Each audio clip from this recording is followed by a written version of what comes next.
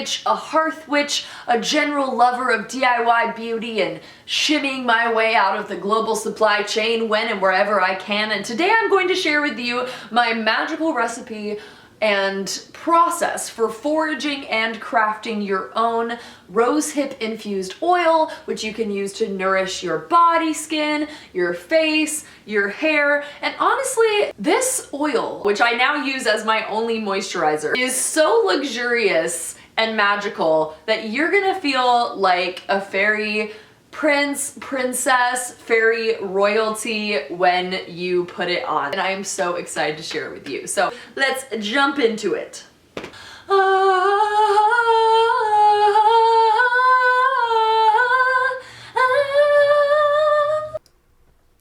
Of course, you can just buy dried rose hips online, but that's going to seriously reduce the magical potency of this oil. And in my opinion, at that point, you might as well just buy an organic rosehip seed oil and save yourself the trouble.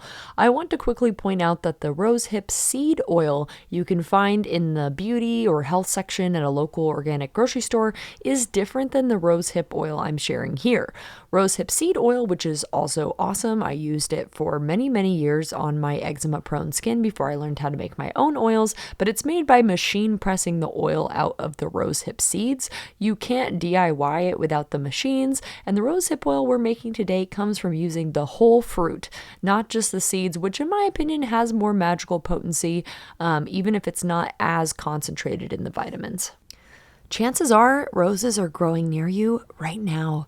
Fossil evidence shows that wild roses have flourished on this planet for 35 million years, and they've spread all over the world to North America, Asia, Europe, and Northwest Africa. Humans started cultivating roses around 5,000 years ago, with the earliest records starting in China. Botanists disagree, as they tend to do when it comes to classification, on how many distinct rose species exist, but most agree to over 300.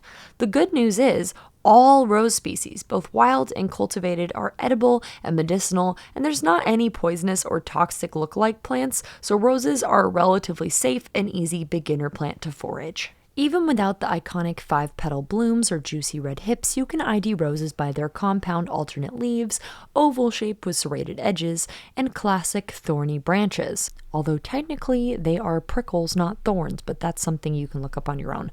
Once I got nerdy about roses, I started seeing them everywhere in my city, in public parks, along roadsides, and in people's yards. You shouldn't forage along roadsides because plants absorb the leaking oil and fumes from the nearby vehicle traffic. If you live near forests or meadows, you can go adventuring for roses in the wild, but if you live in the city like me, your local parks are your best bet.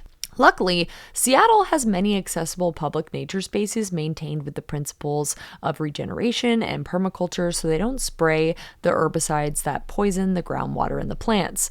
Unfortunately, using herbicides is industry standard for landscaping and for land management, so if you're not sure if a park has been sprayed, contact your local parks department and ask them.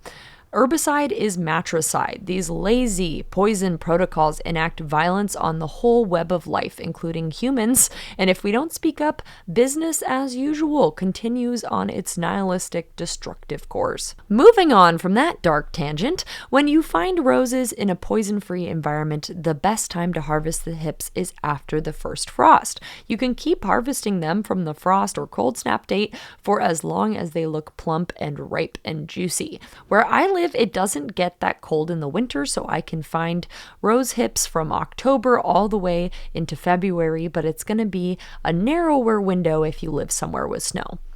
Find a bush with an abundant amount of berries, ask the plant if it's okay to take some, and limit yourself to taking no more than 10% of the hips. This is important winter food for birds, and you want to be a respectful member of the ecosystem.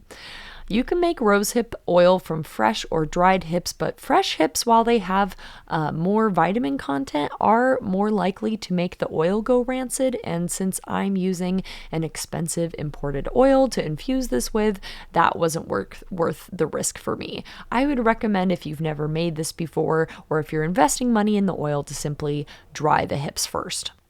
Before drying, use your hands to pull off any remaining stems and sepals, and then lay your hips out on a single layer on a tray or towel.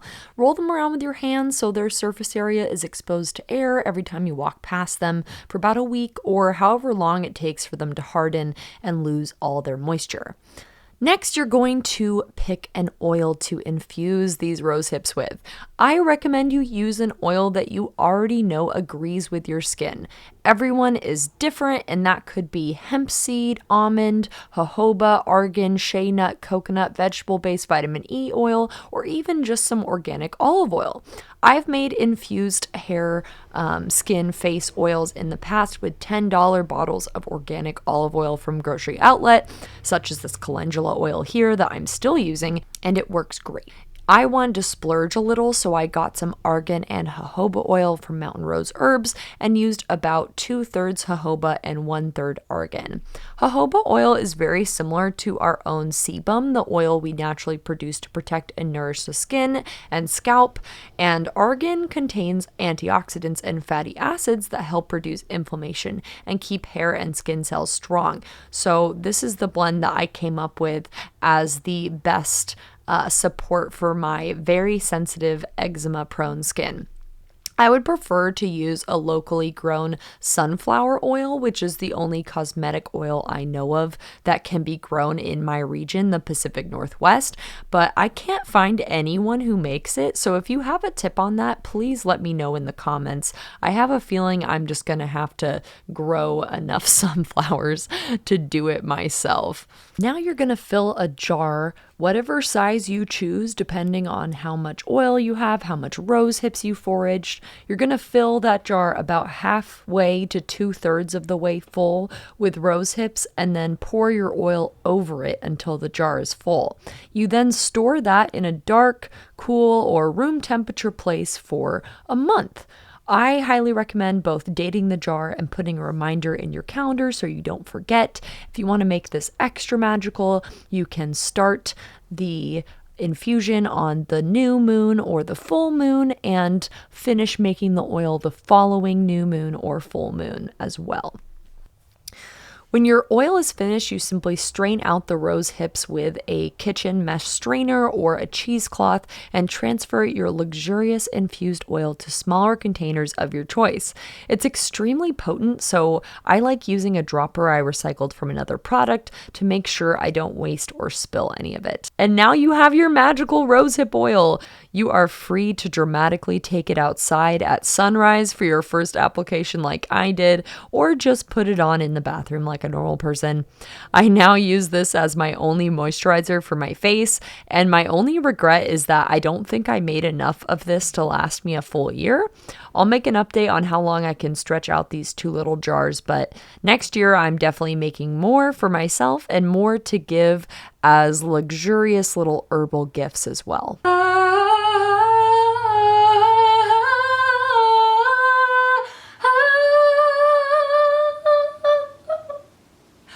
Okay, now that I've shown you how to make this rosehip infused oil, it's time for you to make your own. And when you do, or if you have any questions, leave me a comment. Let me know how it goes, or if you tried something a little different, how it worked out for you, how your skin or your hair loves it. I love to share tips and tricks with other herbalists, beginning, intermediate, advanced. We're all here to learn. I will be creating more content around herbalism and DIY health and beauty throughout the year, so stay tuned and maybe hit that little subscribe button if you want a little more, and don't hit the notification button. Don't do it. Don't do it. Mental health is where it's at, and the plants out here, the plants are screaming. They're crying out for your attention. All right, thanks so much. Mwah.